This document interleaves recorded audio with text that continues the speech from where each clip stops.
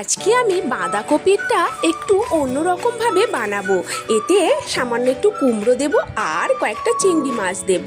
দেখো আমি এখানে কড়াই তেলে তেজপাতা জিরে ফোড়ন দিয়ে কুমড়ো আর চিংড়ি মাছটা একসাথে ভেজে নিয়েছি। এরপর এতে কোচানো পেঁয়াজ দিয়ে দিলাম। দিয়ে পেঁয়াজটা একটু ভাজা ভাজা হয়ে গেলে তাতে আদা রসুন বাটা, জিরে গুঁড়ো আর লঙ্কা হলুদের গুঁড়ো দিয়ে মশলাটাকে কষিয়ে নিয়ে সেদ্ধ করে রাখা কপি আর আলুটা দিয়ে দিলাম। এবার এটাকে ভালো করে নাড়াচাড়া করতে থাকবো। আর হ্যাঁ, স্বাদ মতো নুনও দিয়ে দিয়েছি এতে। এরপর এটিকে বারবার ঢাকনা দিয়ে আমি এইভাবেই 5 মিনিট অন্তর অন্তর নাড়তে থাকবো। কপির মধ্যে থেকে যে জলটা বেরোবে তার মধ্যেই আনাজগুলো সেদ্ধ হয়ে যাবে। আর এই জলটা শুকনো শুকনো হয়ে গেলেই আমার রেডি হয়ে যাবে বাঁধাকপির রেসিপি। এরপরে এতে গরম মশলা, সামান্য একটু ঘি দিয়ে আমি এটাকে একদম রেডি করে ফেললাম।